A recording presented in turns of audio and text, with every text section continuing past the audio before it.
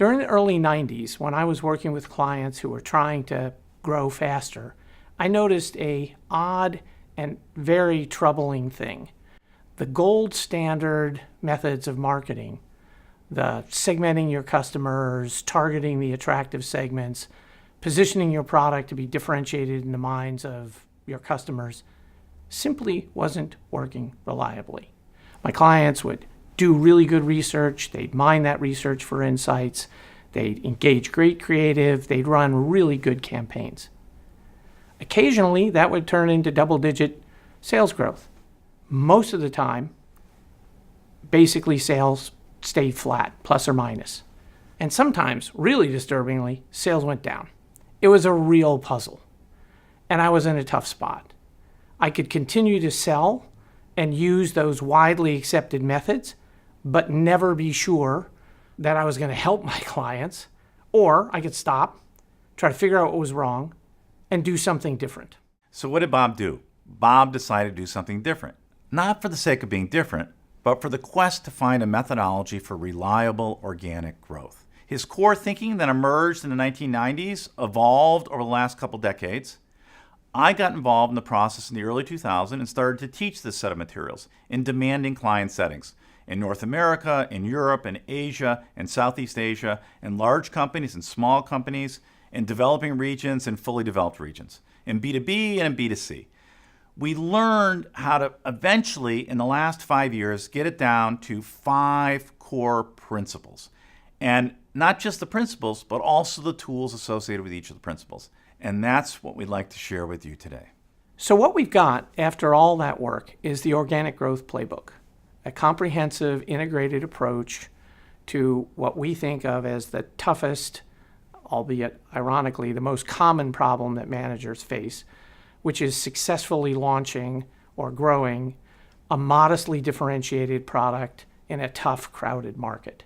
The OGP is a systematic approach. It's a set of steps and frameworks that build on and go beyond the gold standard methods. And they do that because it turned out that the answer to the puzzle that I was facing in the early 90s was a profound shift in focus from product differentiation in the minds of customers to changing the behavior of customers during the buying process.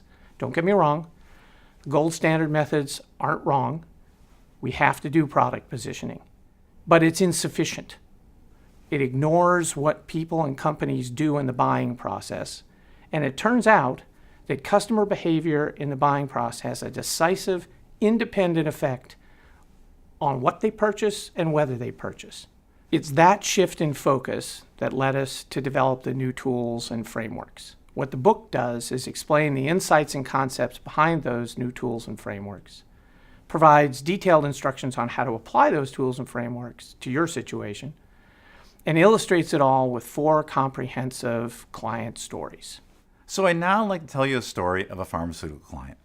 The pharmaceutical client had just launched a drug in the marketplace and it was wildly successful, $680 million in sales the first year. But sales had then leveled off in year 2. So the client was trying to figure out, how do I increase sales? It was even more dangerous for the client because 2 new competitors had entered the marketplace. Importantly, what the research revealed was that the product was highly differentiated in the minds of the target market, which is a particular set of customers. So they had hit the gold standard for basic marketing, but sales had not moved. So what they did is they then started to map in fine detail the buying process. And as a result of that excruciating level of analysis, they found one nugget of insight, which was that if the physician, during the annual physical, conducted an objective test for the disease state, our drug would be increased in prescriptions by 4x. So there's a 4 times increase simply by conducting the objective test. As a result of that work, there were now 2 behavioral objectives as part of the campaign. One is get physicians to order more objective tests, and second is to get a segment of customers that we knew wanted the test to actually ask for the test. So as a result of these 2 behavior-oriented campaigns, objective tests increased by 60%. As a result of the increase in objective tests, sales went up by 9 to 10%, which turned into about $70 million in incremental sales for that year, but over the next several years ended up being a $500 million increase in sales for this particular client. This story, like the other three in the book, shows how focusing relentlessly on changing customer behavior unlocks faster growth. The story flow actually reflects how the Terrific team applied the 5 principles that are embodied in the Organic Growth Playbook. The first 2 of those principles are all about finding the right target, about isolating which activity within the buying process has the most disproportionate effect on brand choice or purchase overall. It's also about segmenting your customers to identify which ones have a higher or lower propensity to the behavior we care about, in this case, asking for the test or ordering the test. The third and fourth principles directed the attention of the Terrifix team to finding out why the customer segments had the propensity to behave the way they did, high or low, and to developing a behavior change value proposition and designing a campaign to deliver that would increase the propensity of customers to do that behavior. The fifth principle is quite simple, but it requires management teams to do something they find hard, indeed sometimes kind of unnatural, which is to focus their investment disproportionately and sequentially on changing behavior in just a very few customer segments. The Terrifix team did find it hard to focus their investments, but do it they did, and with terrific results.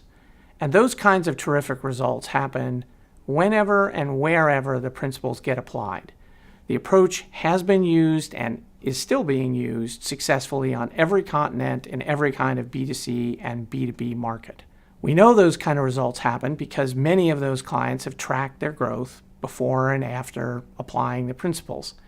And what they found, on average, is they've accelerated their rate of growth by 1.5 to 2 times what it was before, reliably.